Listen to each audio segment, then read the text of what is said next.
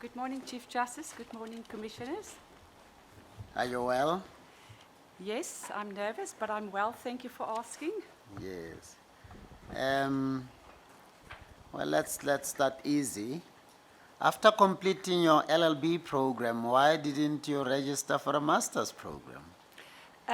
Because at that stage, I was entitled after an oral examination to enroll directly for an LLD. Nowadays, it's a little bit different.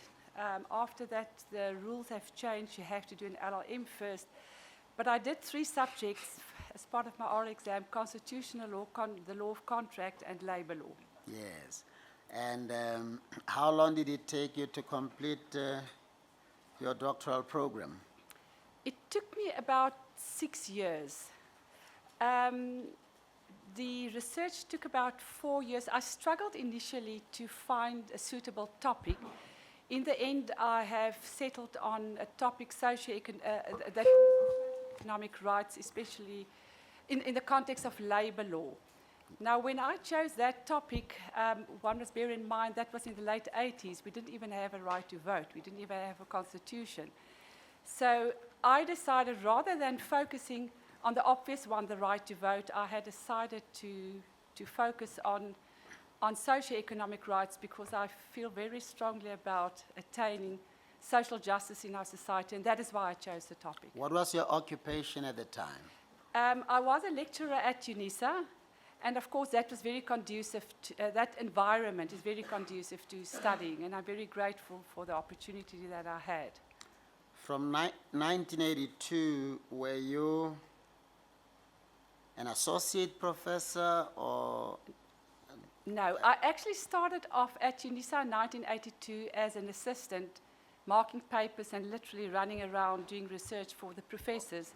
Yes, because it says here, University of South Africa, Professor of Law, Mercantile Law, January 1982 to July 2007. So I assume that you were a professor already at that time. No, I saw that. That is not exactly, that doesn't correlate with what I said in my initial questionnaire, but be it as it may, I was appointed as a junior lecturer, later on a senior lecturer, then later on as a associate professor, and then only later, I think that was about 2000, no, much later, about 7 years before I resigned, I was appointed as a full professor. So I literally had to go through the ranks. I noticed that while you were a professor, you were also a member of the bar. Did you actually get to practice law? Yes, I did. Although I did my pupillage a little bit later, I did practice. As a matter of fact, almost 30 years ago, that was in 1988, I was appointed to the old industrial court. That's a precursor to the labor court as we know it today. I was appointed, we called them additional members, but it's /judge, although it's not exactly the same. So I presided as an additional officer at the industrial court for many years, and that was even 30 years ago. I was also a member of the then Labour Appeal Court and sat in many Labour Appeal Court matters. I did many private arbitration, not only labour law orientated arbitrations, but also in civil matters. Later on, I decided to join the bar. Fortunately, university allows one to do your pupillage whilst you're on long leave. Yes. And then I joined the bar, and then I started to practice. I juggled the 2 jobs. And then in 1994, the Labour Relations Act was enacted in 1994. I was then also appointed as a commissioner of the CCMA, where I literally did hundreds of arbitrations, as well as mediations and conciliations. And in those days, it was actually very challenging, because the trade unions found their voice. And it was an absolute wonderful opportunity to do your little part in shaping the law, especially in respect of collective labor law. Yes. Now, did you find it easy, relatively easy, or somewhat challenging, moving from that environment to becoming a labor court judge? No, actually, the transition was very easy, simply because, as I've indicated, 30 years ago, I've already been appointed to a position where it's very similar. I can remember it was very similar to the Labour Yes. Court environment. You applied the exact same procedures, the same law of Yes. evidence. So that was, it was almost a natural transition. And also the transition to the High Court was not as challenging as I Yes. have initially thought it would be, because of my background spanning over 30 years in doing arbitrations, not only in labour law, but also in commercial matters. Yes. I recall that some of the members of that industrial, it was called industrial court, isn't it? Yes, correct. Like Professor Adolf Landman also moved from that court to the labor court. That is correct. Yes. That is correct. He was also an additional member at the old industrial court. We know But one he another. ended up being president, didn't he? Correct. Yes. Correct. And I then was an additional member, but I never got to sit. Anyway, very quickly, people like Professor Ntlama here are always challenging me on the basis that we're not doing enough to pave the way for people in academia to join the judiciary. And part of my challenge has always been it would help if you could acquire a bit of practice to facilitate that transition. Is it still open, to the best of your knowledge, for people who are in academia to also be practicing, just so that that pool could be created from academia to your high court or specialist court? Is it still open, that window? Is it closed now? I don't think, obviously I'm going to speak from my background. My background has always been, I've always had a foot in the practice since 1988. And fortunately, when I was at UNISA allowed or encouraged Yes. the lecturers to also practice part-time. And as I say, I have been practicing since 1988. Yes. Yes, But I'm asking about now. Do you Yes. know whether it's still open to lecturers in other universities to lecture while at the same time doing a bit of practical work here, particularly as advocates? I'm not sure. I must confess I've Okay. lost touch with what is going on at the universities. Okay. While still on that light, I'm sure you are comfortable now, or Yes. almost. Yes. Any reason why you didn't join the likes of Nadel? Well, I can't actually give you a reason. My husband was part of the Black Lawyers Association. Yeah, he was close to the former Deputy Chief Justice. We both Darure, he was also a member of the PAC, wasn't it, your husband? So was I. Yes. Yes, so was I. I joined the PAC. You also joined the Yes, PAC? absolutely. I joined the PAC in the late 80s and the early 90s. Yes. And those were very informative years. Those years informed my political conscience, and it shaped my political conscience. Yes. As a matter of fact, in those years, many political secret meetings took place in my house. The whole Dakar excursion was planned in my house. I was drawn to the PAC in those days, and if you ask me why, I don't mind telling you why, but just stating that I was drawn to the policies. And as a matter of fact, I was drawn to the philosophy of non-racialism. Yes. And I can remember when I read a book of Robert Sobukwe, he said there's only one race, and that's a human race. That's a human And I was race, drawn yes. to that. Yes. So I can say, because I wasn't a judge at the time, I voted for the PAC in the first Yes. election. Well, I was about to say, had it not been for the fact that your vote is your secret, I would be asking, Yes. are you still voting for them? Anyway, that is a let's secret. put that aside. Yeah, it's your secret. International Women Judges Association, any Yes. reason you're not a member? Yes, I am a member. Are you a member? Does it show here? I looked for it, I couldn't find it. I That's probably why I wrote a note wanting to ask you. Yes. Why Why are you not a member? I am a member. I think Is it listed here? Is it in your questionnaire? it's not listed here, and Yes. and I must confess I can't explain why I haven't listed it because it's such an important Are organization. you a member in good standing? Yes, I pay my fees. I have my bank statements if you wish to And see you them. attend? Yes, and I'm also taking part in the mentorship program. Okay. I've just recently been allocated a young student, and I actually can't wait Okay, to all right. mentor the young student. I took longer because I needed to make sure that you are in a comfortable space. For how many years were you a labor court judge, though?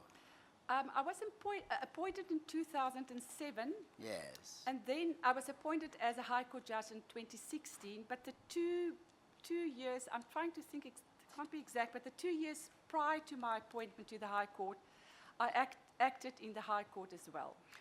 Well, focusing only on permanent appointment, so for how many years have you been? So that's Well, in fact, were you a labor court judge? It's about 8 or 9 years, isn't it? that's correct. And is it about eight years? And a high court judge from January 2016? Correct. Okay. So all in all, you've been a judge for what? Is it about 13? I haven't worked it out. 12, About 12. 12 going for 13 years. Okay. And you've also acted at the Constitutional Court. That's correct. For two how terms. many terms? For 2 terms. Yes. Why do you believe you're ready? In your own words, tell us why you believe you deserve to be appointed. I believe that I have many years of practical experience spanning back to the late 80s. I believe that my academic background can assist me in dealing with very complex matters, because one has to remember that when you deal with constitutional matters, sometimes it's not per se a constitutional matter. You have to be au fait with all the branches of the law. I do feel that I can make a contribution. I felt comfortable at the Constitutional Court. I was very conscious of the fact that this is the apex court, that it is an immense responsibility, and that your judgments have a far-reaching effect. But I do believe that I have a role to play, and I do believe, as a member of society, that I can contribute to the jurisprudence of our judiciary. All right. Colleagues? Any question? Commissioner Msomi? Thanks, CJ. Good morning, Judge. Good morning. Judge, my question may sound stupid because I've read your documents, but I asked the question on behalf of South Africans Yes. who are listening to this interview. What do you think are the challenges facing constitutionalism transformation in our country, or transformation is? Well, as we know, and we're painfully aware of the fact that our Constitution constitutes a bridge between the past, a horrific past, and an unequal past, and the present. As I read the current position at the moment, I think the land issue is, for me, the most challenging issue that we will have to deal with in our courts, and it might also be dealt with on a constitutional level. And then if you were to be pigeonholed, and then you can say no to this question, are you a judicial activist, or are you conservative in your approach to judicial jurisprudence? I have no hesitation to say that I'm an activist. I have been an activist in my early years. I can't say that I have contributed to the struggle in the same way that my other brothers and sisters have. I haven't walked in their shoes. So I can't proclaim that my role was that active, but in those days, I did play my little role in order to ensure that we have social transformation in our society. One of my biggest aims, or my focus as a lecturer, was to empower women in the workplace. It ended up much broader than that, empowering women in the general sense in order to assist them to have access to justice. I think as a labor court, you are per se an activist because you are dealing with, we had to deal with a very new act. The Labor Relations Act was a new act when I started as a judge, and you had to interpret that act. And you had to interpret that act within, bearing in mind what our Constitution stands for and what values underlie our Constitution. So I will definitely characterize myself as an activist and definitely not as conservative. Perhaps for the benefit of those who are listening to you now, are you able to quote a judgment where that judicial activism comes through? I can probably quote a few, but I think the most recent one is the judgment in Baleni, the Xolobeni community, where I was faced with a very difficult question, how to balance balance two acts. Both acts are aimed at transforming the mining industry, and both acts, not the mining industry, both acts are focused at transforming our society. And I believe in that act, in that judgment, I have demonstrated that I'm sensitive to the needs of our country and sensitive to the needs and the plight of our fellow citizens, and the fact that there is still a lot of exploitation of minority groups and also the marginalized groups in this country. Thanks, CJ. Thank you very much, Commissioner Msomi. Commissioner Norman? Thank you very much, Chief Justice. Good morning, Judge. Good morning. The first question, I see you published 4 books. Yes. Are you receiving any royalties? Yes, I do, and I have, since I've started as a judge, disclosed that diligently Yes. to the, as I should, Yes. to the CJ's office. Yes, thank you. And then in your doctorate thesis, you deal there with second, let me just not misquote you, I just want to read it from it. You deal with the development of second generation human rights. Correct. The question I had in mind was, why didn't you deal with first generation human rights? Why go for the second generation human rights? At that stage, obviously, my leader was Professor Marinus Wiegers. As you know, he's a very well-known constitutional lawyer. I had many discussions with him, and he said to me, there is a lot written about the right to vote. The right to vote in the early 80s was very much at the forefront of our political situation at that stage. And I said to him, what I would like to do is to make a contribution in a field where I know it will result in social justice. Now, second generation human rights, the most obvious one is, of course, the right to strike, the right to work, the right to social security, the right to work security, and the right to fair labor practices. And that is what I focus on. My focus was to ensure, because I knew that once these rights are protected in our Constitution, in those days we didn't have a Constitution. I think I registered in 1988 for my doctorate. I knew that those rights, once it is there, it will have a domino effect, and it will ensure that there's transformation in the workplace, socially, economically, and also it will have the effect of promoting women in the workplace. So that was primarily my objective, because the right to vote, of course, is the foundation of everything. Without the right to vote, we don't have a democracy. But social economic rights play a role in ensuring actual equality and social justice in the workplace, and that is the reason why I chose that topic. Yes. Thank you. Having acted then at the Constitutional Court, and you've mentioned the one judgment, the Xolobeni judgment, which you penned for the court. Is there any other judgment that shows that you're progressive-minded, and that also shows that you had an interest in developing the law, so that we know that with your appointment to the Constitutional Court, if you do succeed, then we know that the law will be developed in a manner that the Constitutional Court has not done in the past. Yes. I think an important judgment when I was still at the High Court is a judgment, the AB judgment. You will see that mentioned in the list. I refer to it as a surrogacy judgment.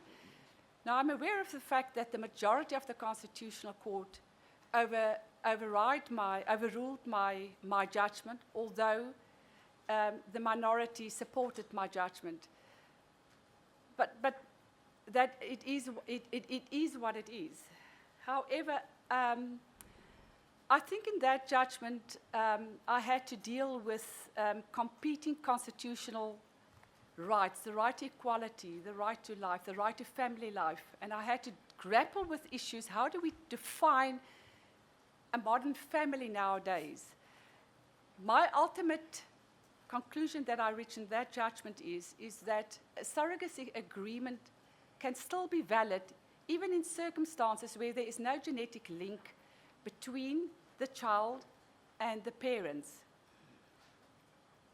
And in coming to that judgment, I had to deal with complex, competing rights in our Constitution, and that is maybe the only one that I can mention that stands out to me. Yes, thank you. Thank you, Chief Justice. Thank you. Thank you, Commissioner Norman. Chairperson Modise. Thank you, CJ. Good morning, Judge. Good morning. I see that when you were making your judgment on the Baleni and others, your opinion was that the customary communities tend to be disproportionately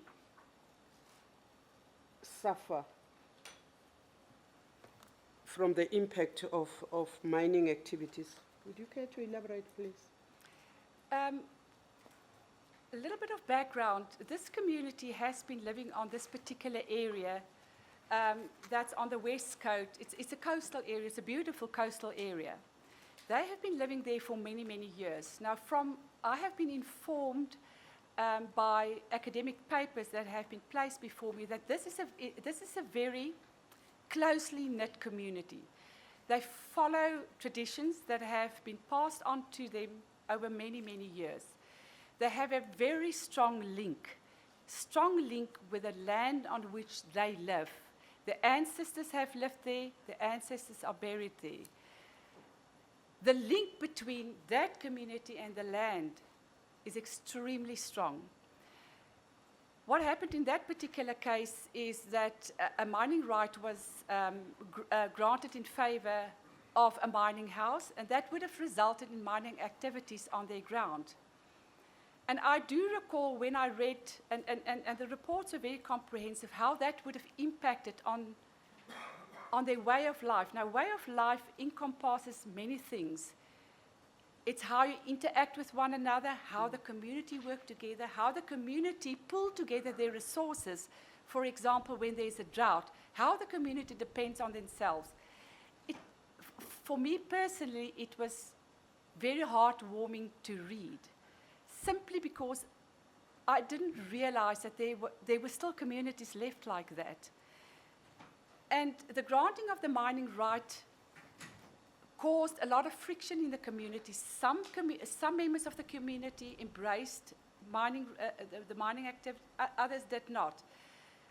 And those who resisted the granting of the mining right, the overriding theme was, we are going to be scattered all over the place. We are going to be displaced. We will no longer be able to worship our ancestors. We will no longer be able to use the grazing fields because it would be polluted. We would no longer be able to use the water because the mines use a lot of water. So that context was very informative to me, and it formed the basis of what I had to take into account. And they're not the only community. The one report that I read referred to many other communities that are in the same position. And it is important for all of us, and especially for the judiciary, to take cognizance of this marginalization to take cognizance of the absolute importance of practicing your traditions and your customary law. One cannot disregard that. That is part of who we are as South Africans. Just for the record, I come from Taung, which is one of the communities which has been calling for a relook at the MPRD, precisely because of these reasons.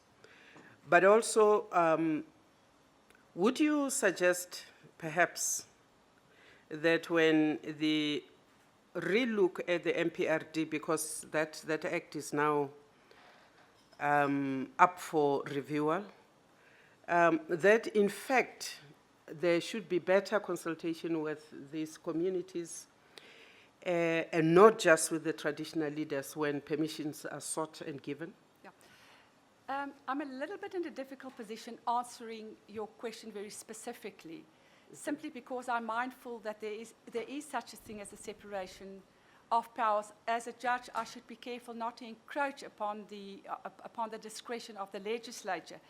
However, having said that, at issue in my judgment was the interaction between an act which provides for consultation and the interaction of an act that allows or requires consent. What I did take into consideration in that specific community, consent had to be acquired from not only the chiefs, but from the entire community. But that was part of the traditional customary law that was practiced in that community. I cannot say it's the same in all communities, but in that community, everyone had to take place. It was not a simple majority. So I can only go as far as to say that we have to be sensitive. These issues are there. The marginalization is there. We know that very often mining communities, when there are mining activities, they are excluded. That is not an indictment to the legislation. That is just a fact that I gained from the legislation. So obviously the legislature has the right to decide how they want to formulate legislation. But of course, as a humanist, my suggestion would be to always take into account what are you dealing with, who are you dealing with, what is the impact of the legislation. My last question, CJ, will be to the judge. What do you consider to be the biggest obstacles of justice in South Africa? Probably the inequalities that still exist.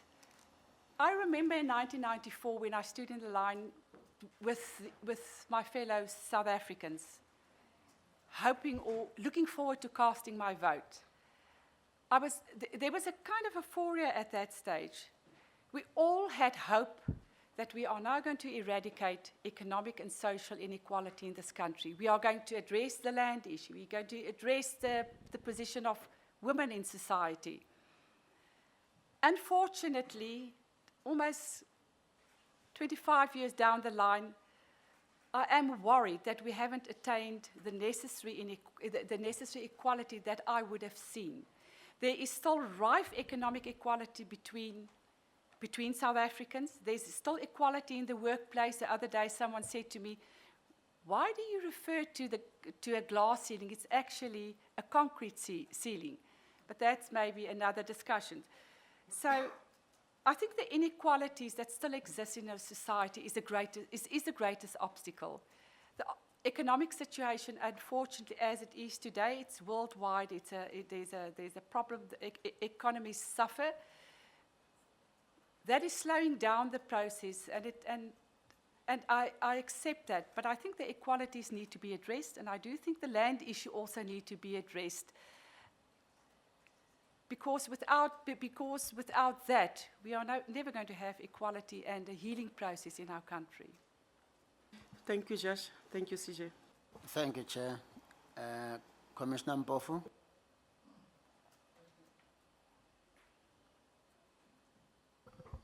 Thank you, CJ. Good morning, Justice Basson. Good morning. Thank you. I suppose I have to first disclose that I've known you for almost 30 years through your husband Dion Basson and Musaneke DCJ, socially. Yeah. I have two questions for you. The one relates to something that you've mentioned more than once, which is the growing inequality in our society. I think economically, statistically, it has been shown that inequality has actually grown since Yes. 1994. Yes, And some people call us the most unequal society in the world I agree. by Gini coefficient. Now, if that is so, and I would assume you and I would agree that Section 25 of the Constitution does not adequately address the land question. It was a compromise. It might have been good for whatever reason it was enacted, but the reality is that it has not addressed the land question. Would you agree with that? Yes, it depends on your interpretation of Section 25 of the Constitution. If you would like, we can debate that.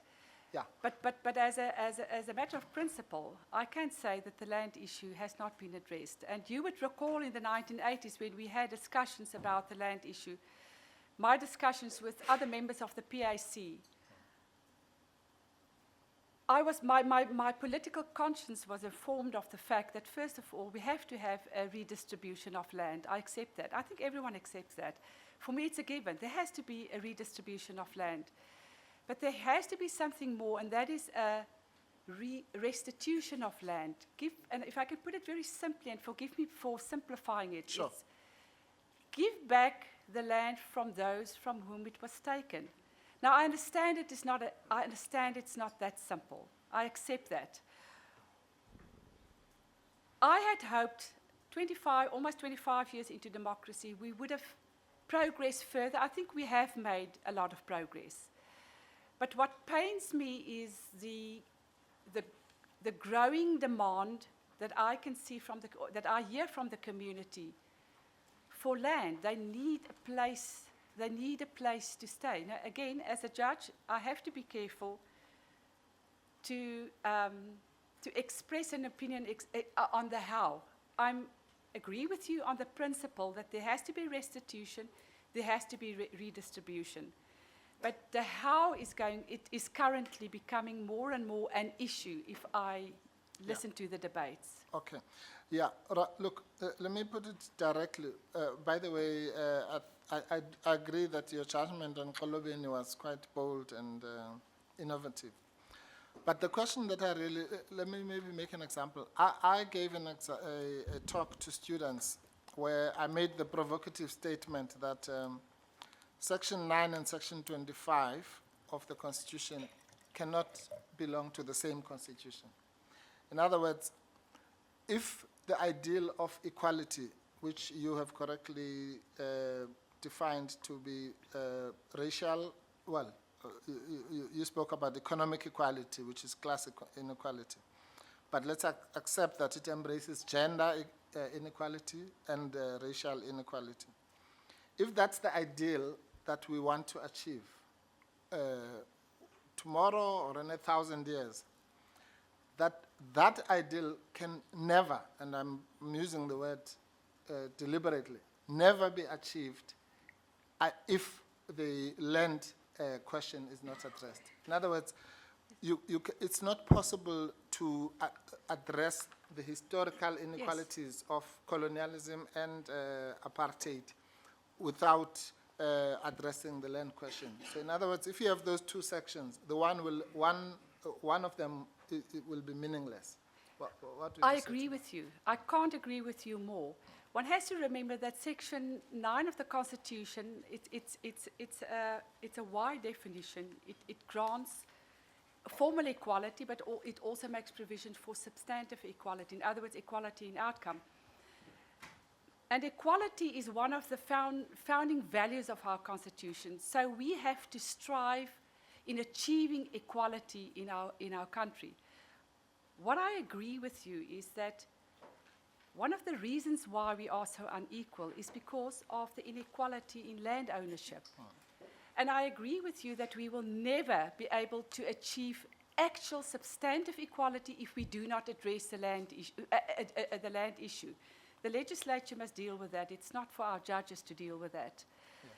But I do believe that that has to be addressed. And I also do believe that we will never be able to heal the wounds that are still there. And I thought after 25 years we would have been further in healing those wounds. I don't think we are. Unfortunately, I think those wounds are still very raw.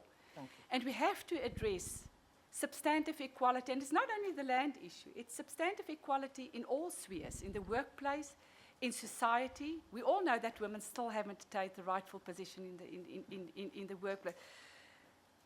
So equality is a foundational value. We haven't reached that stage where we can say, and also, once we've reached equality, we will restore the dignity, which is also a foundational value of our Constitution. Thank you. Okay, the next question is about the procedural rights, or let's call it the right to access the Constitutional Court. One understands that, you know, there have to be limits and also the workload and all that.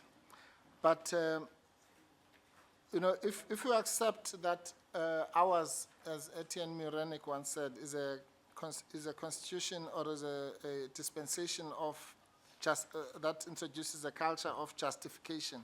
In other words, whenever a constitutional right is infringed, the state or whoever infringes that right must justify why, and there are circumstances where rights may be properly infringed.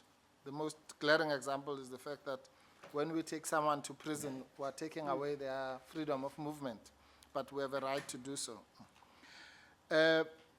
Now, to what extent should the Constitutional Court or the courts in general not give people the right to a hearing when a constitutional court has been infringed? And I'm using deliberately a right to a hearing, not the right to win. You might win or lose, but the right simply to be able to provoke the justification, so to speak, from the state against such an infringement.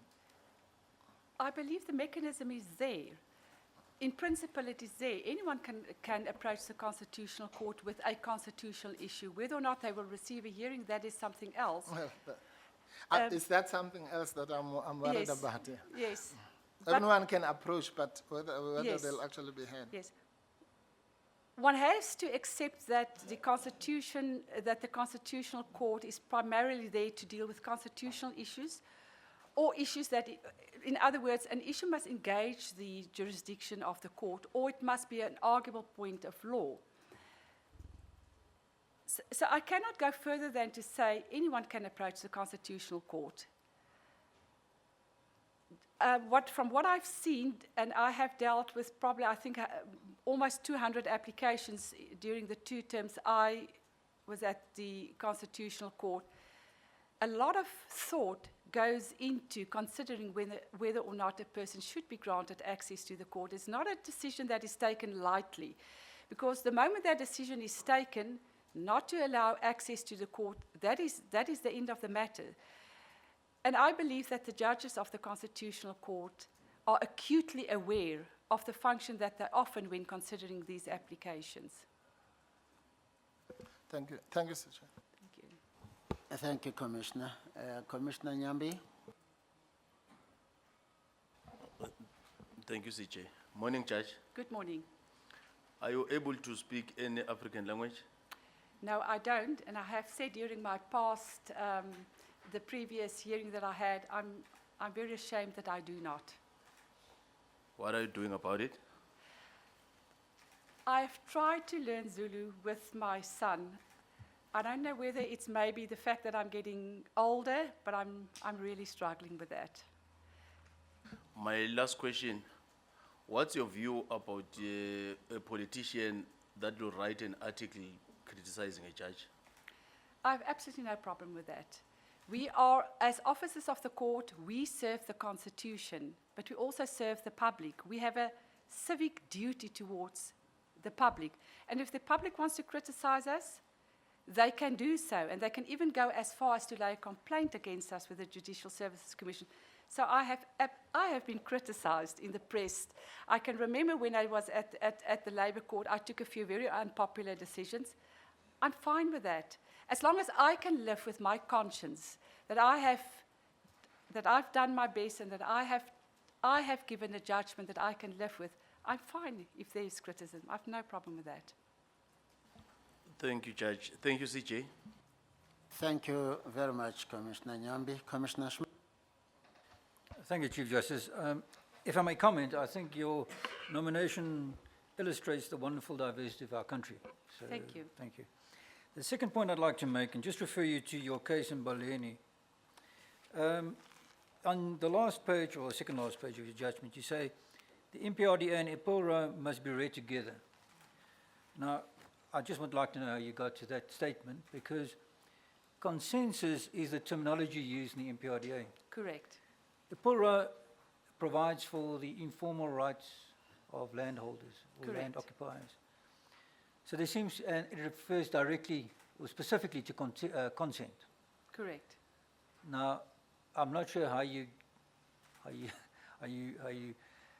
get to the statement that it should be read together, because either consensus or consent. I don't disagree with your finding. In fact, it should be supported, and it should be read wider than just EPILRA. In fact, consent, in my view, should be required of all mining right or mining permit applications, because that's where the value of the holder of the land or the holder of a particular right to land is then realized.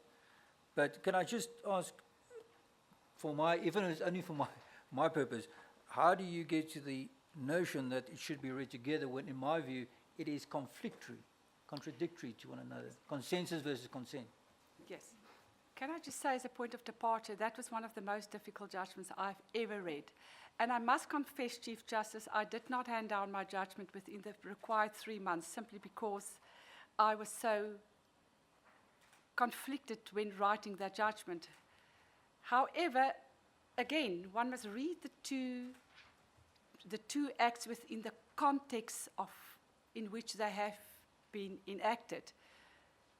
It was a choice between ignoring the one and upholding the other one. That, to me, after all my research, was not an option. It was my view, rightly or wrongly, that the two acts should be read together, and that one cannot ignore the context and the purpose of EPILRA and the reason and the purpose why it was enacted in the first place. So that's simply why I was informed that the two acts should be read together. My reasoning is there. It's much more complex than I've just now explained, but my reasoning was that there is sufficient grounds to inform me that the two acts should be read together.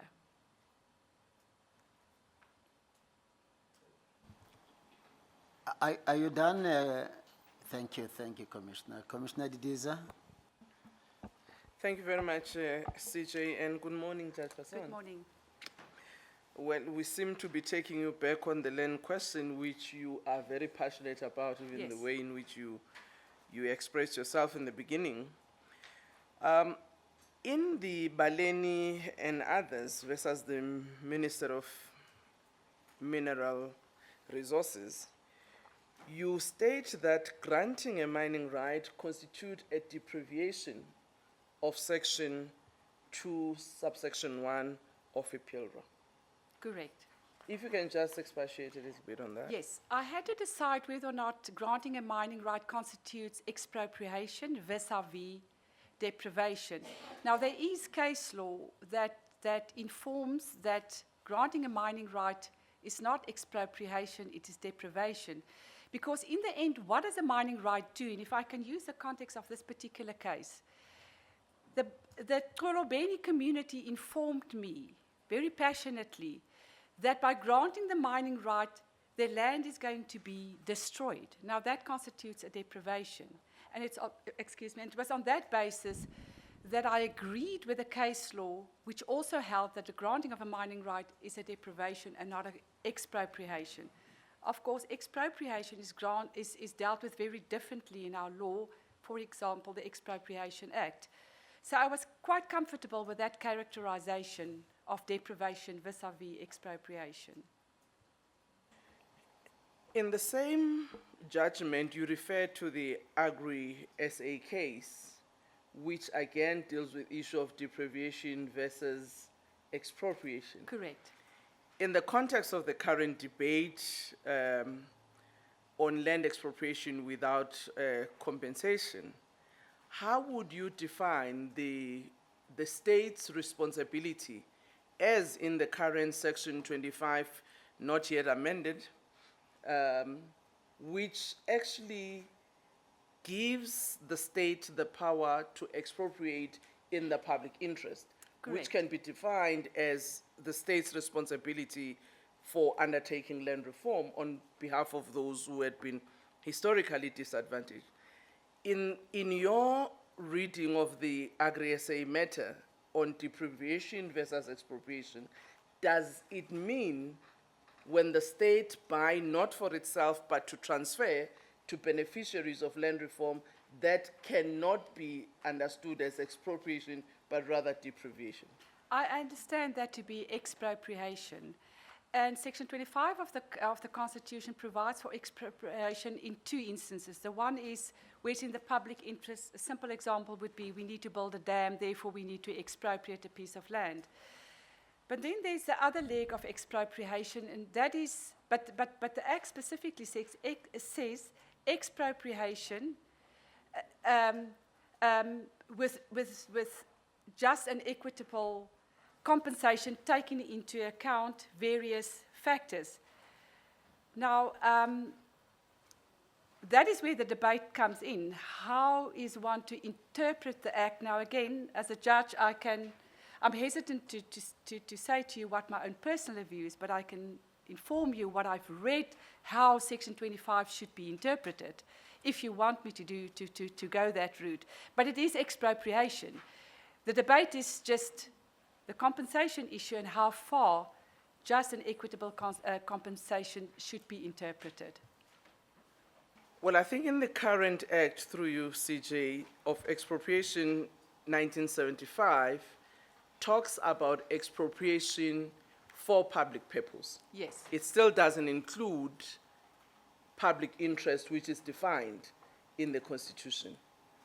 And then I hope with the amendments that might be done by the legislature, it would address that point. But I just wanted your view as to the Agri-SA, because others have actually argued that if you look at that judgment in the case of Agri-SA, if the state were to procure not to hold it in its own asset, but for transfer to beneficiaries of land reform, that cannot be defined as expropriation. So that's why I wanted to hear your view on that matter. Yes, I agree with you. Maybe I've misunderstood your question. Yes, if the state has land which it transferred, that cannot be expropriation.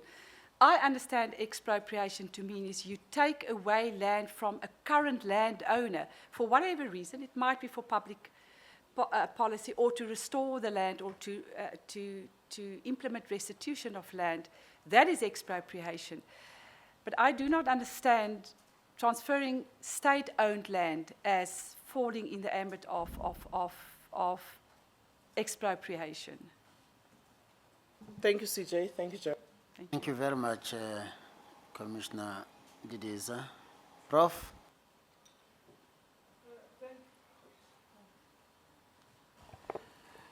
Thank you, CJ. Good morning, Judge Basson. Good morning. Chief Justice made mention that I've been very loud about robbing Paul to pay Peter. The reason of my idiom is the fact that you left the academia in 2016. When there is a 2007.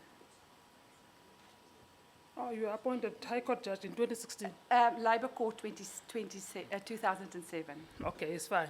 Yes.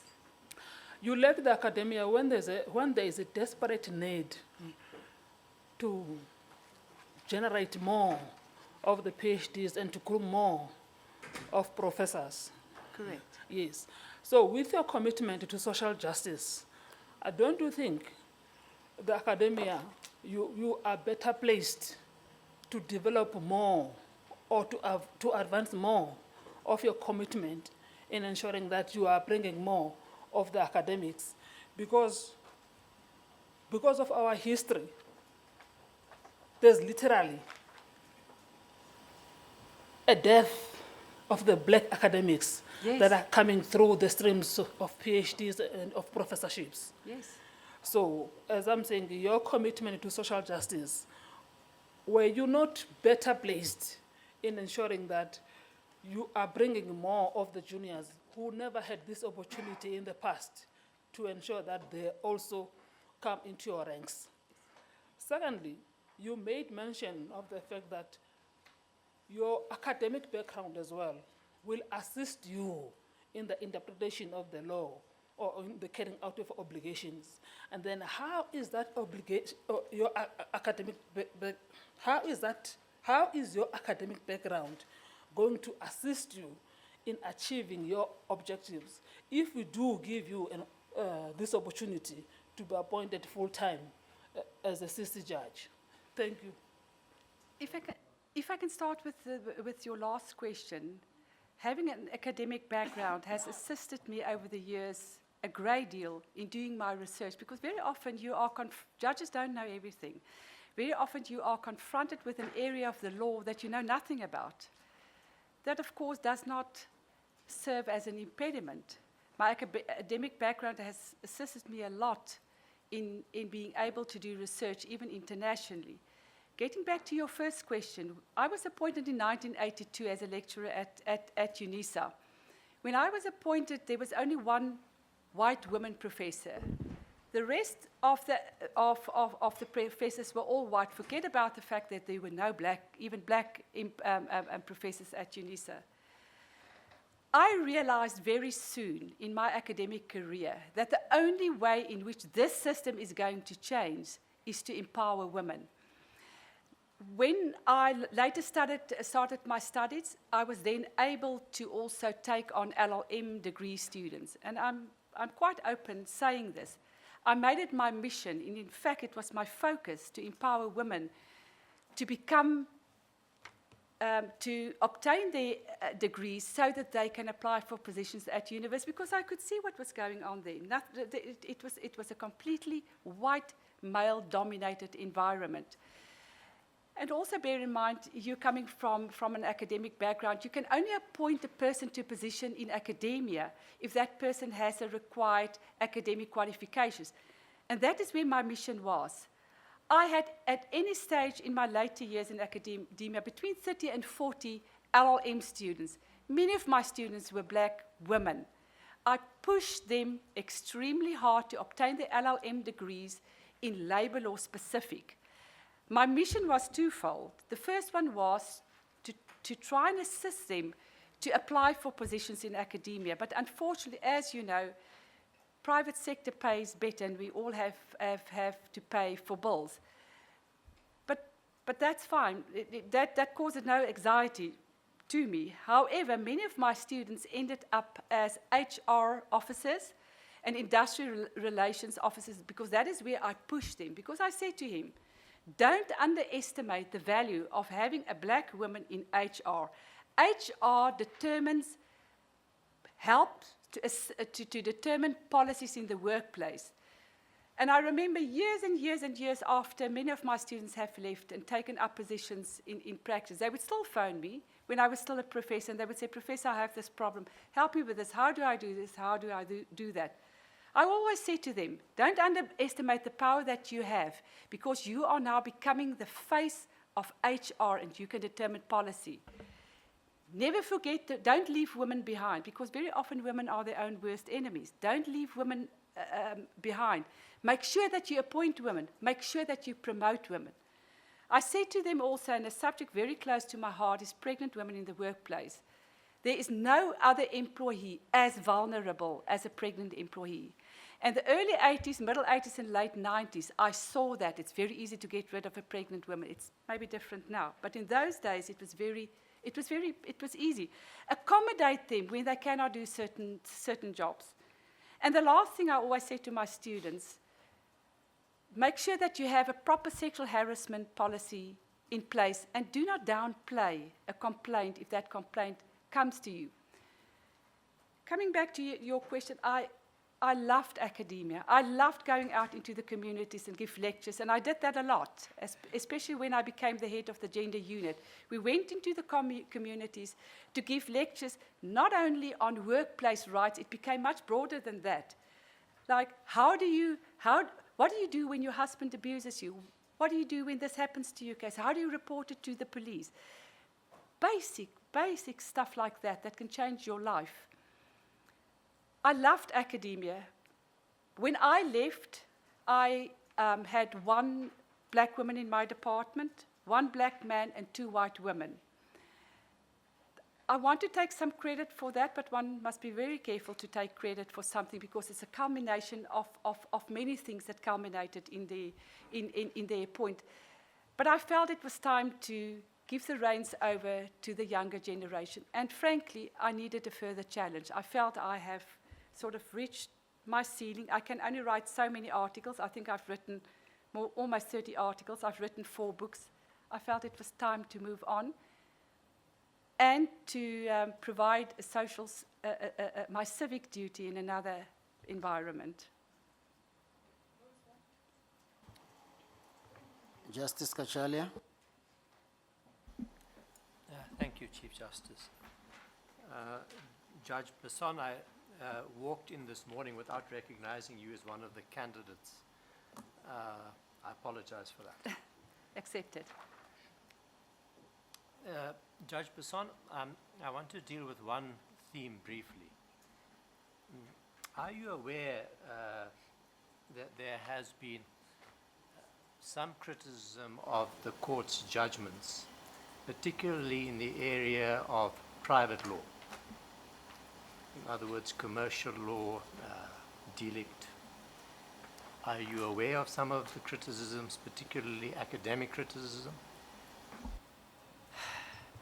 I'm a little bit on the spot. I cannot think of anything specific. Well, let me point to some of the, just to jog your memory. I mean, you have an academic background, so Correct. you no doubt read journals such as the South African Law Journal. Yes, when I have time nowadays, I do. Yes, I can understand, particularly as a High Court judge, that it's difficult to find the time. But there is a concern that there is perhaps a lack of skill in the Constitutional Court, specifically with regard to the way commercial disputes are being dealt with, the interpretation of contracts and issues in, for example, also in the law of delict. Can you not recall any judgments where there's at least been some debate? No, I'm aware of the fact that very often there's a difference of opinion as to how maybe a case should be interpreted, how it should end. But I must confess, I cannot. You can't recall. I can't recall. Maybe I can't recall. Okay. I do apologize for that. That's fine. I don't think this is the place for me to start pointing to particular judgments and debating those with you. I was just interested to know whether you are aware of that. Now, if you were appointed, and this is one of my areas of concern, if you were appointed to the Constitutional Court, you seem to have a very limited background in commercial law. You have mentioned that you participated in arbitrations, that you heard commercial disputes as well. But I'm interested to know what you would bring to that court from the point of view of any commercial knowledge or experience you may have, or in the private law area generally? Well, I can only tell you what I've done since I have been appointed as a High Court judge. I have dealt with numerous matters on company law, numerous matters on mining law, numerous matters in respect of D-League, for example, medical negligence cases. I'm actually now busy writing 3 very complex commercial matters where it would require me to interpret very complex commercial transactions where goods were sold. So, if I may say, I do take issue with the comment that I do not have sufficient commercial law experience, simply because I know what I've dealt with over the past few years, and that I have dealt with very complex commercial, private law, as well as matters dealing with D-League. Thank you. Thank you, Judge. Minister? Thank you, Chief Justice. Morning, Justice Basson. Good morning, Minister. I just wanted to follow on some of the areas that have been covered. Maybe let me just start here with the area of, as you say, and listed amongst the areas, the one relating to medical negligence claims. Having dealt with so many, and some of the judges have said to me in confidence that quite a significant of some of these claims are literally non-claims, if you like,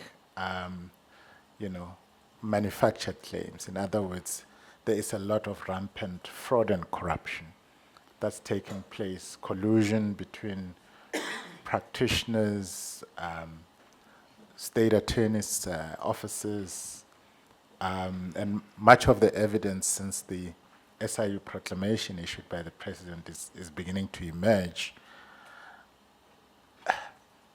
Sitting as a judge, and yesterday we've heard of a judge who took a stance to say they will not just be ball watching, they will compel a situation for people to justify their claims and not just accept out-of-court settlements for things that just don't exist.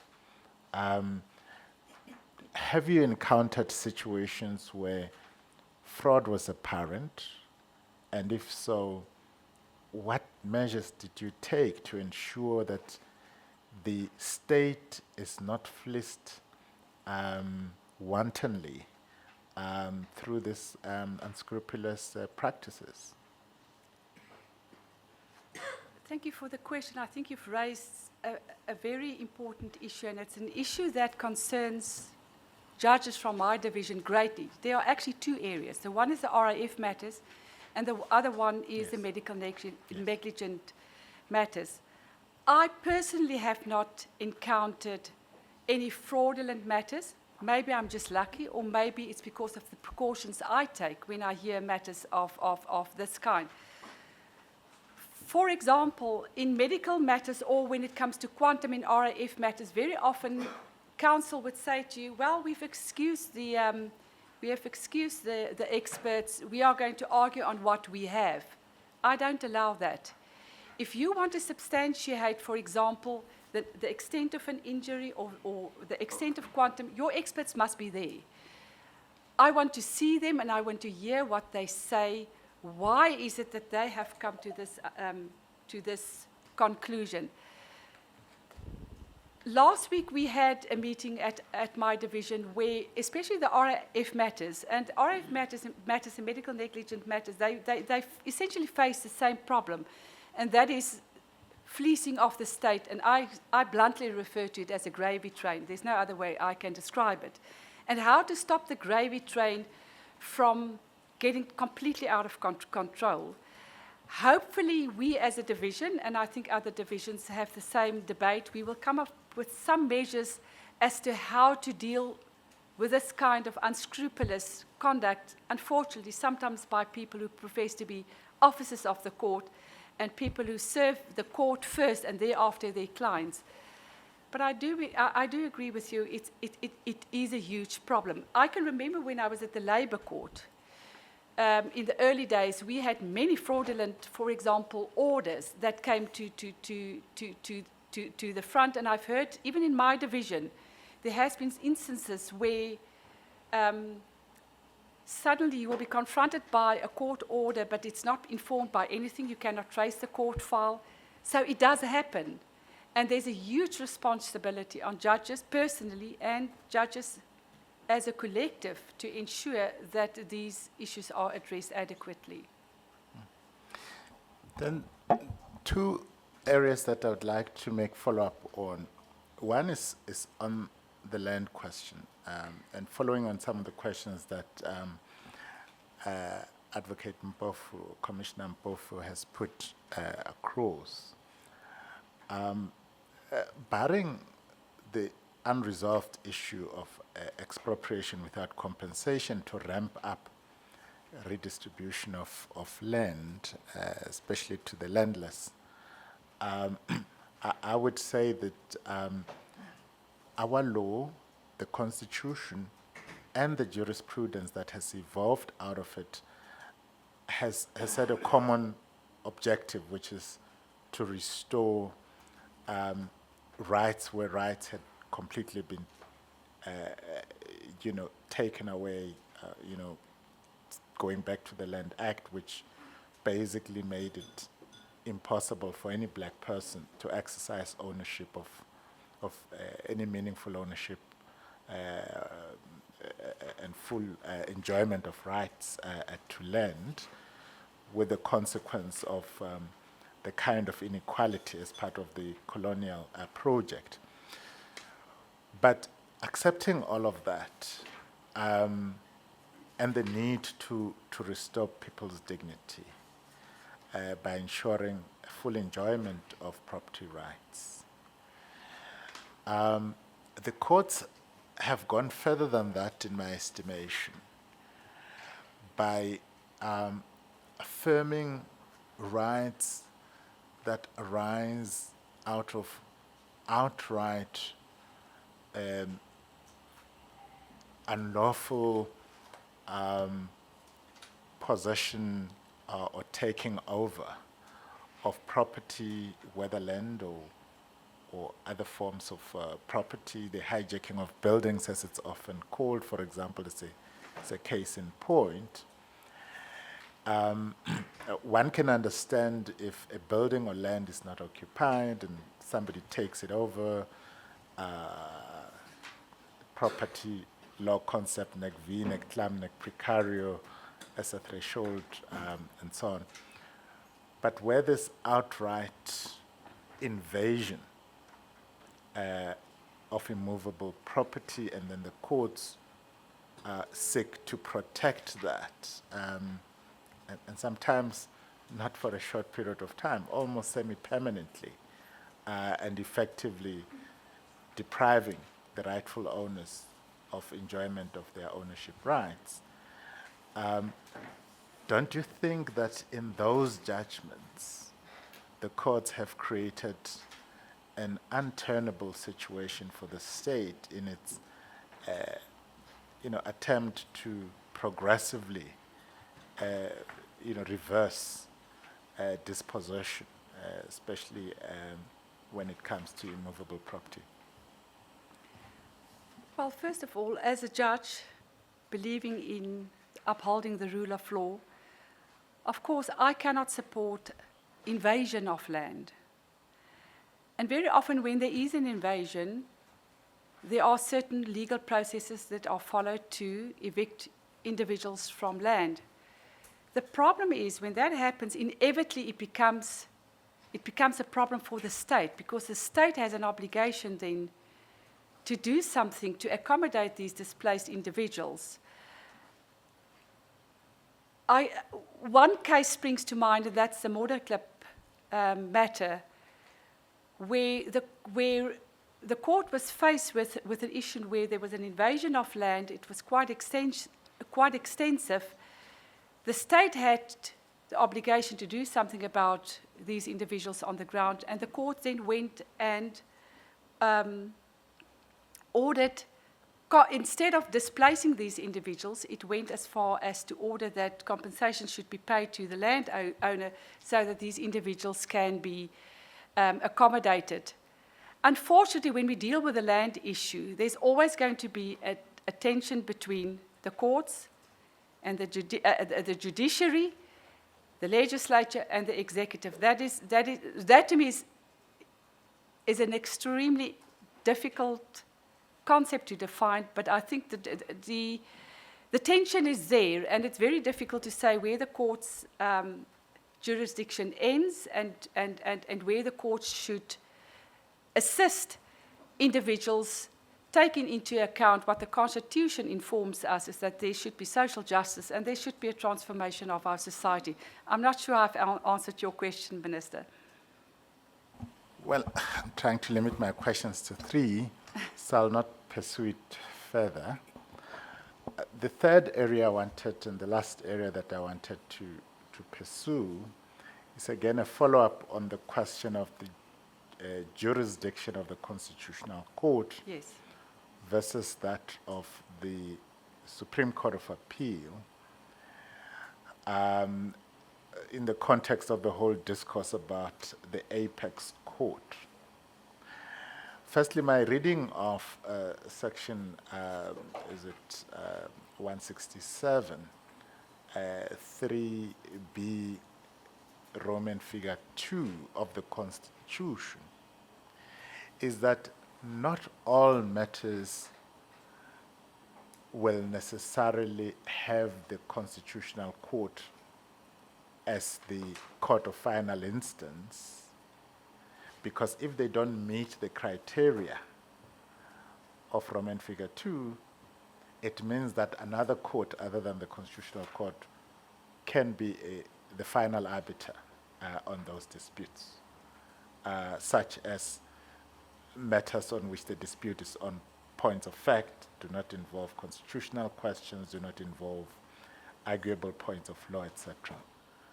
Now, if that is given, haven't we in the amendment overburdened the Constitutional Court somewhat when we extended its jurisdiction beyond constitutional matters? Wasn't it better to have left it where it was, to have the Supreme Court of Appeal deal with all other matters, and for the Constitutional Court to confine itself to constitutional matters? Has the change in the Constitution not resulted in an untenable situation of creating undue pressure and an overload on the Constitutional Court de facto? I just want to hear your view on that. Thank you for the question. I'm aware of the fact that the amendment did extend or enlarge the jurisdictional ambit of the Constitutional Court. That is so. It's no longer only about cases where a constitutional issue is being raised. It's also where there's an arguable point of law, and even in the interest of justice for the Constitutional Court to entertain a matter. I've only been there for 2 terms, but what I do know from my reading of articles, the amount of applications grow exponentially every year. If I think of the amount of applications that I had to deal with when I was there, I think it was, my count was something like 167. That's only in 2 terms.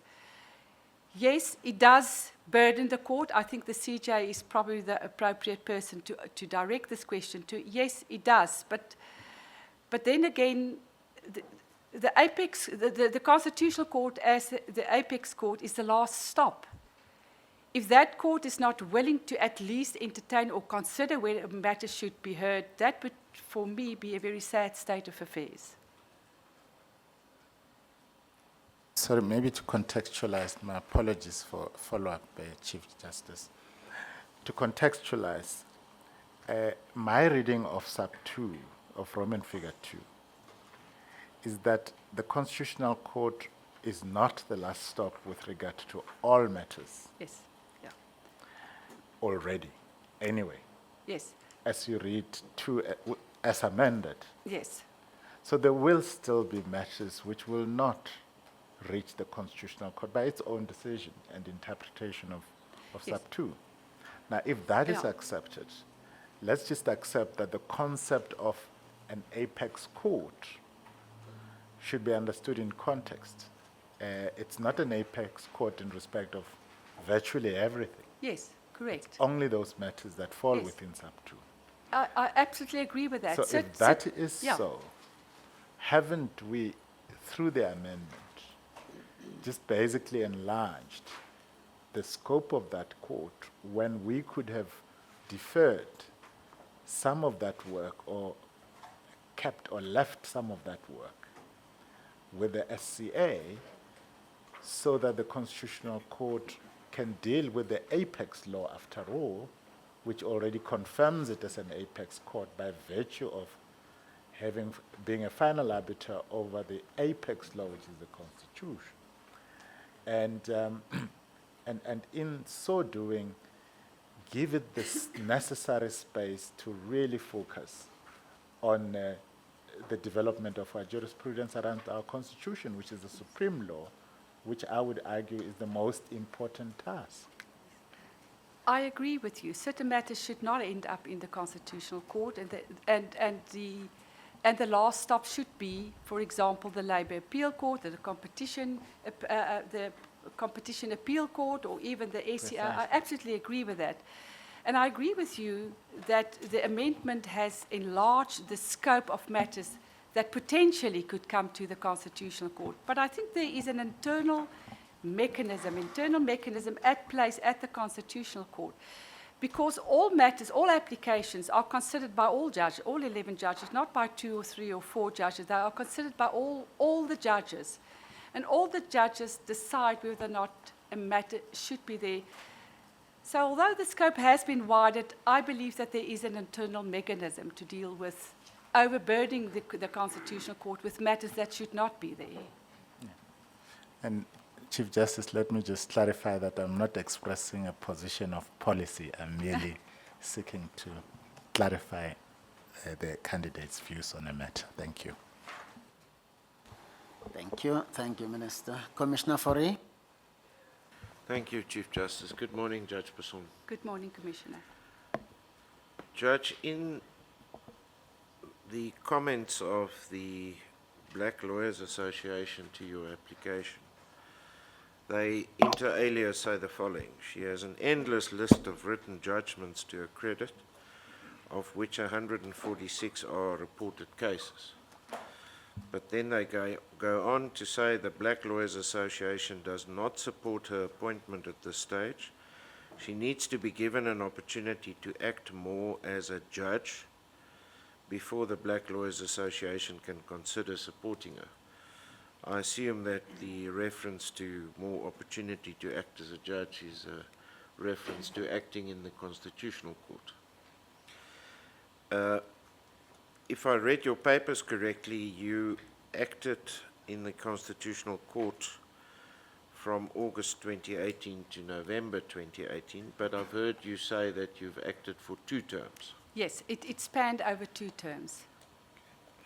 Now, I think it's necessary that you be afforded the opportunity to comment on the statement made by the Black Lawyers Association.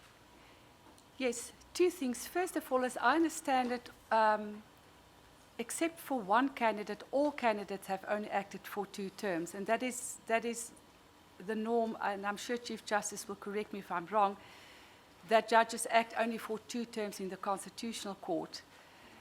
What I do think is overlooked with respect is the fact that my judicial career, if I can put it that way, spanned back more than 30 years. I have been a member of the Industrial Court since 1988. I've been a member of the then Labour Appeal Court. I was a CCMA Commissioner for many, many years. I was a judge in the Labour Court since 2008, and I've been a judge since 2016 in the High Court. So I do believe that I have enough experience. I do not believe acting another 2 terms or another 3 terms is going to make me a better or a worse judge. I think after 2 terms, I am sure that the powers that B can assess whether I am capable of fulfilling a post on the Constitutional Court. Thank you. Looking at the composition of the Constitutional Court, correct me if I'm wrong, but I don't think I am. There is no white female judge in the Constitutional Court. Is that correct? That is correct. Thank you, Chief Justice. Thank you, Commissioner Fourie. Commissioner Singh. Thank you very much, Chief Justice. Good morning, Judge Basson. Good morning. Thank you. Commissioner Fourie has taken my first question, and I appreciate the answer that you've given. But my other question relates to the fact that, Judge Basson, you lament, and rightly so in a question that was asked earlier, the fact that although we have political emancipation, social and economic justice still eludes the majority of people Correct. in our country. And I agree with you. Yes. And I think most of us would agree with you in that regard. However, I want you to make a comment on access to justice that South Africans have in terms of the prohibitive costs for access to justice. We know that the cost of litigation is, and I don't want to blame colleagues on that side of the house, but we know that some of the accounts that one gets for simple reading of papers and all that is really, really prohibitive. What is your view in terms of the assertion or the perception that the rich can get away with murder? It's not always the case. But, what needs to be done to make justice more accessible in terms of costs? We know we have legal aid, but the minister would tell you that he was criticized very heavily in Parliament when he presented the budget because of the low, the amount of money that's allocated to legal aid. There's a cry for more money. We know we have Legal Resources Center, which does assist. But other than that, what do we do as ordinary South Africans? Yes. I appreciate the question simply because access of justice is one of the issues that's very close to my heart. I have spent a large deal of my life as an academic in that field, in trying to see how I can improve access to justice. I can just mention by the time I left UNISA, maybe it was a very grandiose plan, but at that stage when I was the chairperson of the gender unit, we wanted to obtain funding in order to buy a vehicle so that we can literally park that vehicle next to a clinic, for example, and see how we can help people so that they can process their claims through the court. At the CCMA, of course, the litigants who appear before the CCMA, they can go there without any legal papers, they can go there without representation, and the system works. The system works. Unfortunately, our legal system is adverse to that, but I do not think that it constitutes an absolute bar. I've seen at the industrial court, for example, also many litigants appear there in person, and they process their gripes or their legal issues, they process that through the courts, and very often very successfully. I have often thought, sitting as a judge in the High Court, why is it that there are not more individual litigants? The problem is, and I appreciate that, there are certain rules that regulate processes, certain time periods. I accept all of that. But my approach has been, and I dealt with a similar matter, or a matter like that earlier this year, when an individual came with an urgent application. It was a botched-up job. It was completely inadequate. But I believe, as judges, we should sometimes look past the formalistic requirements of how you approach a court and how your papers should look, and deal with the issues as they are. So I agree with you. Unfortunately, there is a perception, and it's a widely shared perception. If you have money, you are going to win a case. If you have money, you can drag out litigation. So I agree with you. How are we going to resolve the problem? I'm not 100% sure that I have the answer to you. The legal aid clinics do a tremendous job. The legal aid clinic, for example, at the Labour Court is extremely effective. You have attorneys sitting there, but of course it's a very different environment. It's a very smaller environment. I often make use of the legal aid clinic that is there stationed at the North Gauteng, sending an individual to the legal aid clinic, see if we can get someone to come and sit. But it remains a very daunting problem. And I unfortunately don't have the solution for that. Just to follow up, Chief Justice, Judge Basson, yesterday the Honourable Minister told us that there is a committee chaired by Judge Kolapan that's looking into these matters of costs, etc. Are you aware of that committee, the existence of it, and Yes. have you made representations? I have not. Yes, he did mention that to us, and at the opportune time, I will. I also intend to make representations to the committee that was established at our division in respect of how to deal with the RAF matters. And I will, because it's absolutely important. I still give input to women organizations on a very informal basis who work on the ground with women to assist them in respect of access to justice, because if we do not nurture and allow for access to justice, we are failing in our constitutional in our constitutional duty. I'm very glad that you are prepared to rock the boat so that we can achieve that objective of Yes. access to justice. Yes. Thank you very much, Chief Justice. Thank you, Commissioner Singh. Commissioner Nogesi. Thank you, Chief Justice. Judge, my questions are just a follow-up on two questions by Justice Kachalia on your expertise in the area of commercial law. Here, we have an obligation in terms of the Constitution to transform the judiciary. And in order for us to have candidates that will have commercial law and other areas of expertise, we depend largely on the pool we draw from the practice. The private sector in particular, business, is constantly refusing to brief black practitioners, in particular Africans, and women in general. How would you think we should address this question, particularly on the areas of commercial law where there is simply no brief given to women and African people in particular?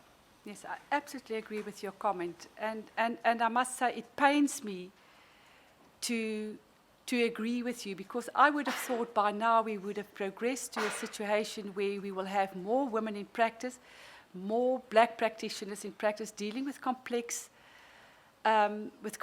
commercial matters. I'm not exactly 100% sure how you are going to address that. It's difficult to say you're going to legislate that.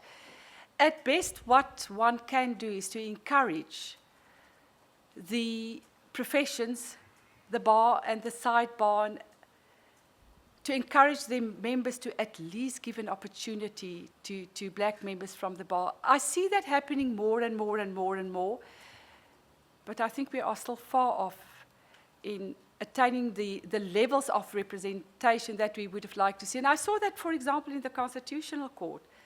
Of course, I've seen extremely competent black lawyers there, but sometimes I see only white advocates appearing in front of us. And I often wonder why that is. The pool is there, the expertise is there. I don't know why that is. I don't know whether there are still some entrenched biasness that we still are grappling with, and that's all I can think. And how you're going to change it is very difficult. I do know that some of the bars take an effort to encourage their members to, at least as a junior, rope in a female, white or black, or a black advocate. And one thing that I've seen that was very encouraging to me, that I saw the other day for the first time, was a black silk, and his junior was a white woman. And I thought that was very encouraging. At least we are getting somewhere. Yeah, just to elaborate on this point, the big banks, ABSA, Standard Bank, recently have in their panel stated that for firms to be enlisted, you must have an investment of at least a minimum of 10 million and above. Surely that is to exclude everyone who's just entering the profession. Absolutely. There are various ways in which you can keep people out of a profession. There are various ways in which you can keep people out of the economy. This is probably a prime example of how you can keep people from previously disadvantaged communities and women out of the economic sphere, and that should be tackled. That cannot be allowed to stand. Yes. On the last follow-up, is follow-up to the question by Commissioner Nyambe. On the question of language Yes. in ensuring access to justice, would you agree that time has come that African languages are prescribed as compulsory in the training of lawyers, judges, and all people in the profession, for instance, so to speak, that at least in order for you to qualify, you must undergo a training in one of the African languages, so as to enhance access, to enhance unity and cohesion within the profession?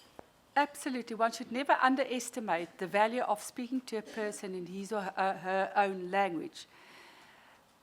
I know, for example, medical students are encouraged to learn an African language. They should, because they should be able to speak the language of the community that they serve. This is eminently an aspect that will have to be addressed by the universities, and it may well be something that they should start addressing. I agree with you. Access to justice is very often hampered by the fact that the person who tries to help a person who seeks help cannot speak a language. We see that very often, for example, when a person deposes to an affidavit, when laying a charge, etc., or a charge at a police office. Very often, that document is completed in a language that he or she does not understand, and when it's read back to him or her, it's very difficult then afterwards to cross-examine someone on the contents of that document, because the document says it wasn't my language. So I agree with you. The language issue is something that will have to be addressed. I'm not sure how the academia will address the issue, but maybe that is something that needs to be taken up.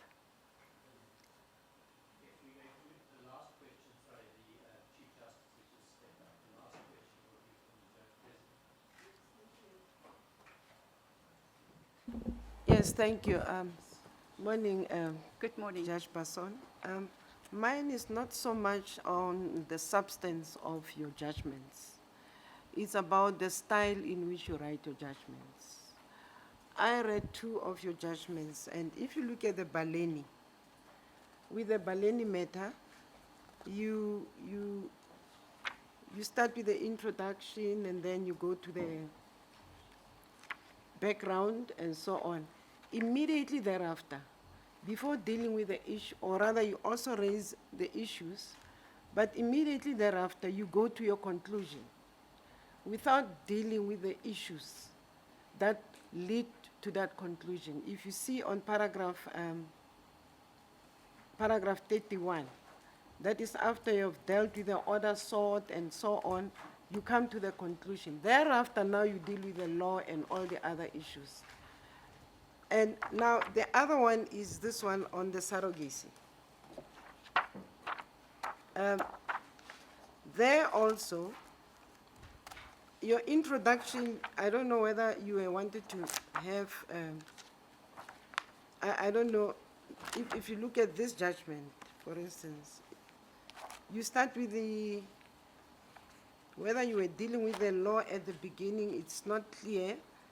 On page 32, you start with, you deal with surrogacy, confirmation by the court, genetic, and then thereafter you come with the introduction about constitutional challenge. And then you go on, and you deal with the parties. You deal with the facts, a summary again. You go back in the very same body of the judgment, deal now with the facts and so on. What I want to know is your style of writing. For one who is not a lawyer,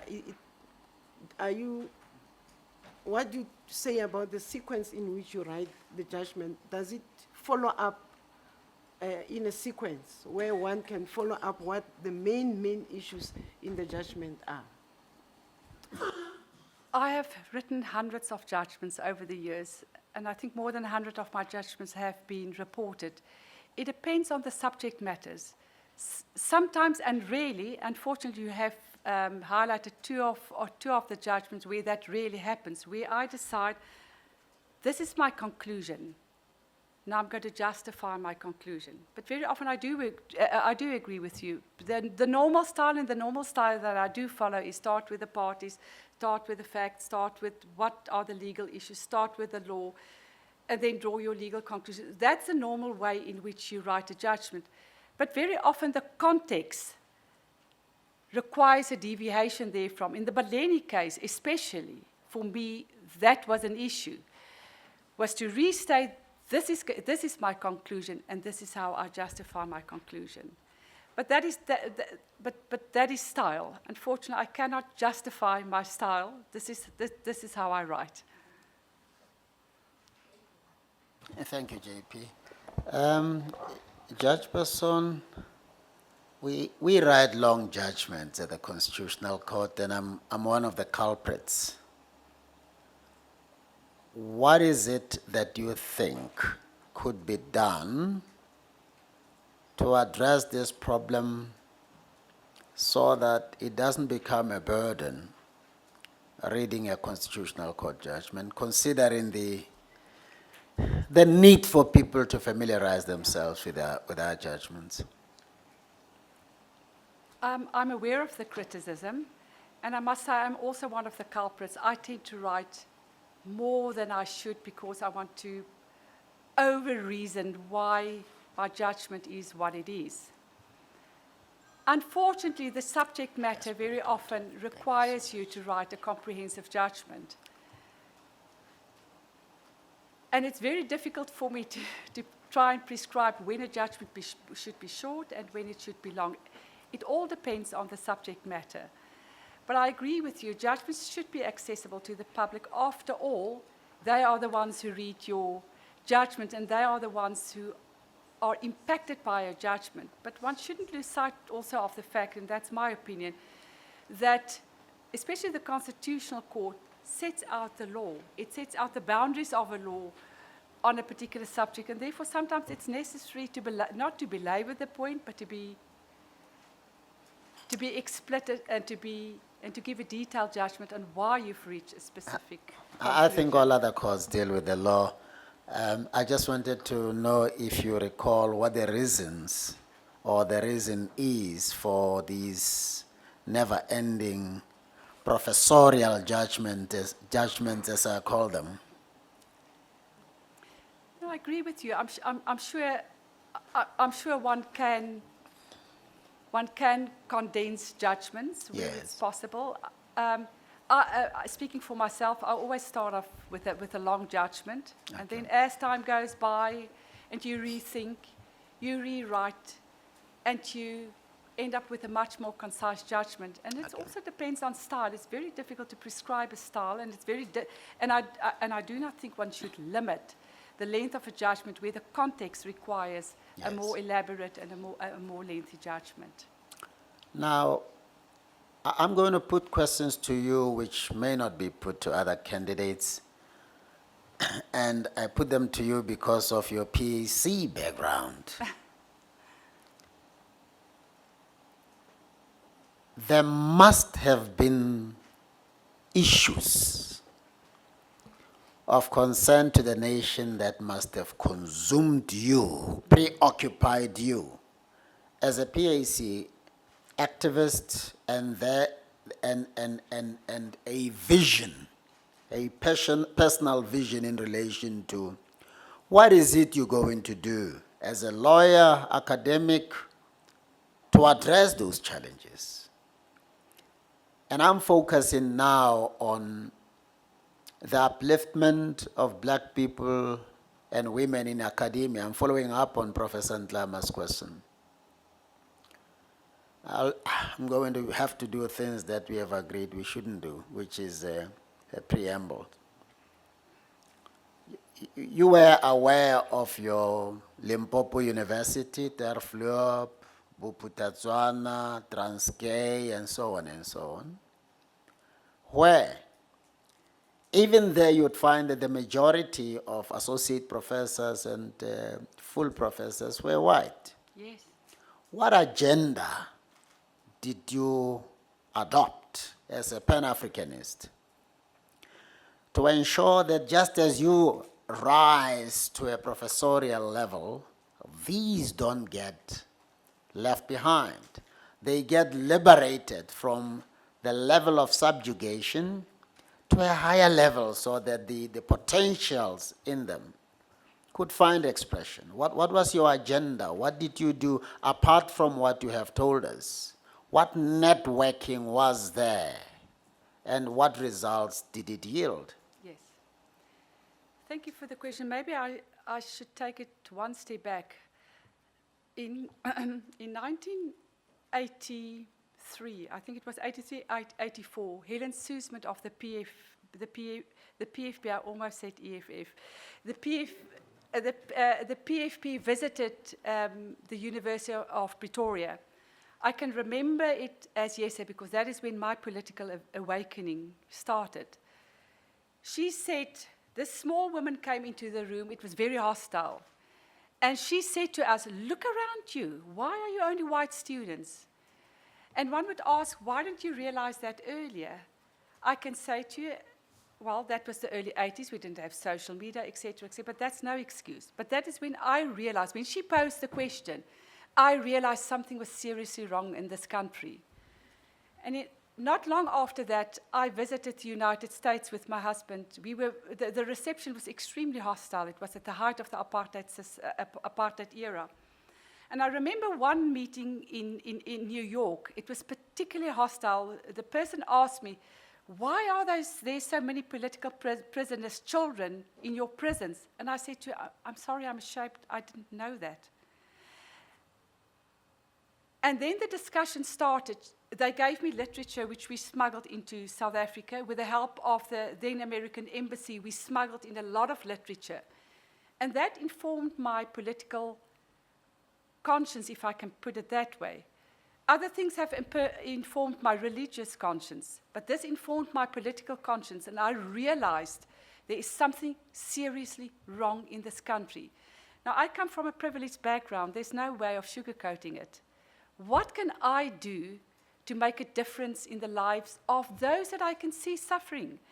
And it was through my action, with my interaction with other PAC members, attending many, as I've indicated, many meetings were held in my house.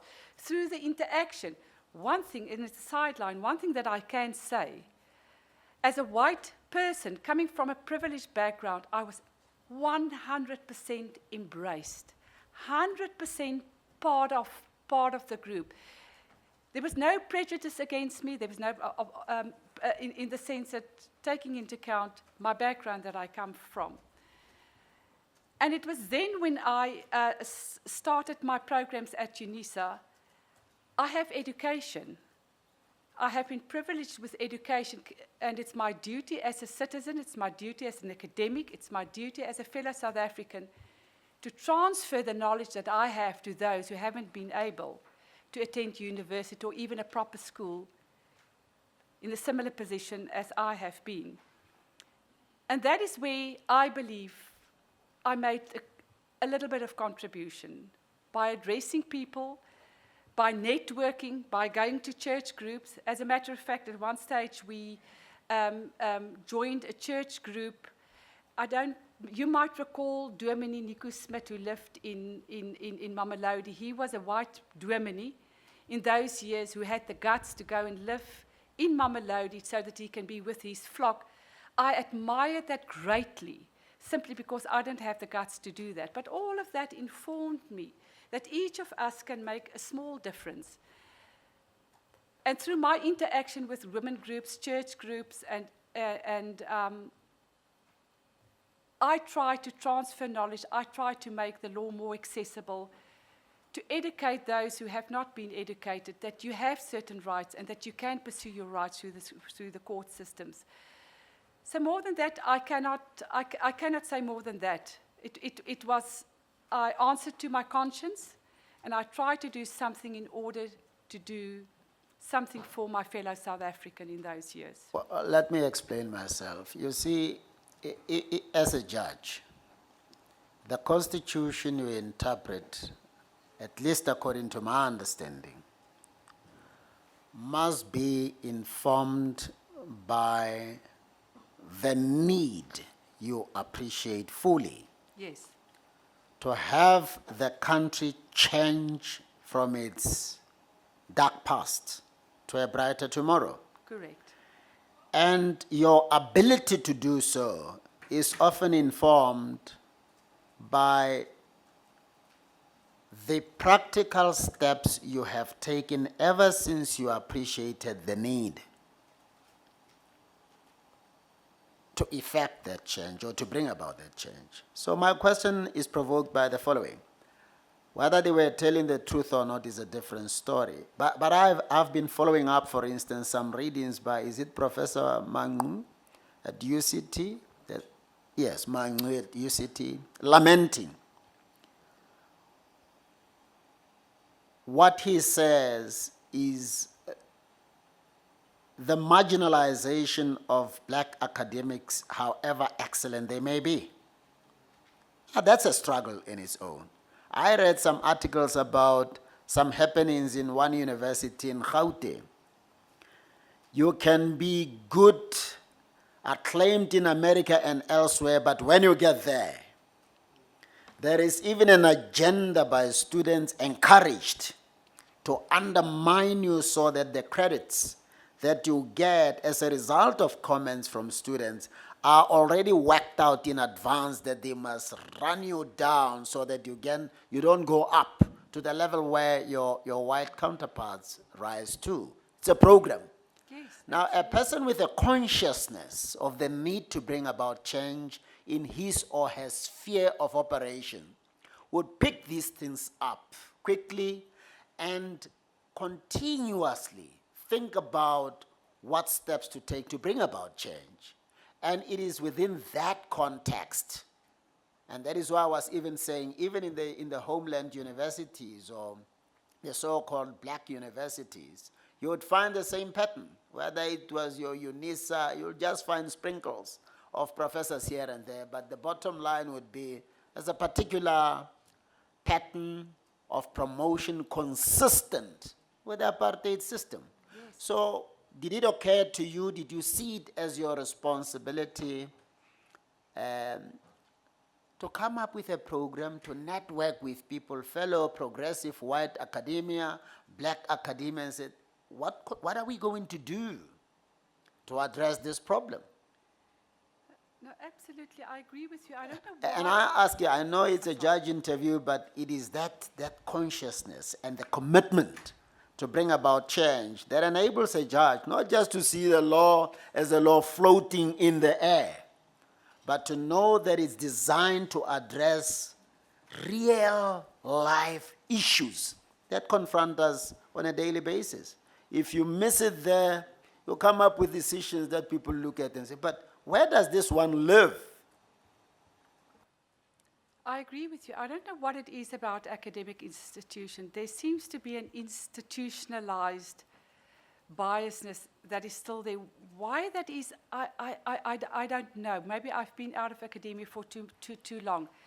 However, when I was at UNISA, there was a constant debate, not amongst all professors, but there was a debate that we should empower more black academia to apply for positions because, and that's a point that I've made earlier on, one should not underestimate the fact that a student who enrolls at a university will realize this is a black professor, he could do that, this is a person with specialized knowledge. One should not underestimate what that does for the esteem of students, as well as the dignity of the entire institution. Okay, and then again, I'm singling you out as a PAC person. You must have become aware as a lecturer, professor, and even as a practitioner, that when it comes to work distribution, black people, women, sidebar, the bar, there are challenges. Oh, yes. Did it occur to you that whether it means talking to people with influence or using whatever opportunity you had, you could appeal for people being given work then and even later as a labor law as a labor court judge, use that platform to say there is a need to give quality work to all practitioners, play your role, make your contribution in transforming South Africa into a better society, so that when the time comes for people to be appointed to higher judicial office, the skill is available. There's equal opportunity. You don't find yourself having to fill up most of these posts either at SCA or Constitutional Court with our white compatriots on the basis that there is no skill on the other side of the River Jordan. Yes, I agree with you. The judiciary can play a role in persuading the profession to encourage more women and more black lawyers to appear and to be given cases. As far as UNISA is concerned, I can recall when I was there, especially after, during the years I have been instrumental to appointing black academics. Many of them have left simply because practice, the private practice is more lucrative. But I could not recall in my department that there was a skew division of work. You have this course, you have that, and that's your responsibility. And I've never had I've never encountered a problem. What I do know is you have to trust your lecturers. Just because they are black, there's no reason not to trust them. They have been appointed to a position. Trust them. Trust them when you tell them to go give a lecture that they will be the best. And I've never been disappointed. Now, my last question, I think it is. You know, when you go to countries like China, Cuba, and wherever else, people actually apply, or even Japan, they apply their original law in their system. They've adapted it to the times. Is it your sense that African traditional law or African customary law is given the space, the respect that it deserves in the development of our law, our jurisprudence, that is equal to the common law that doesn't even originate from this continent, originates elsewhere? Or is there more preference and more protection for the common law than there is for African customary law? And I'm asking you because you are an Africanist. I agree with you that customary law has not been granted the position that it or the status that it should have been given. And I think that also emerges from what I've said in the Baleni case, where I said that customary law is a law of equal status and it should be given its due recognition. I'm not sure whether it is because of our common law history that there has been a resistance to developing customary law as it should have been developed. I know that certainly the Constitution contains an imperative that customary law should be encouraged and the development of customary law should be developed. My sense is that, and I'm aware of the fact that there is a traditional courts bill currently in progress, and I think we do not know how ultimately it's going to look. But that court system, I believe, will ultimately go a long way in developing Africanism and customary law as a full-fledged partner of the rest of our jurisprudence. Thank you, Judge Basson. You're excused. Thank you so much. Thank you, Commissioners, for your time.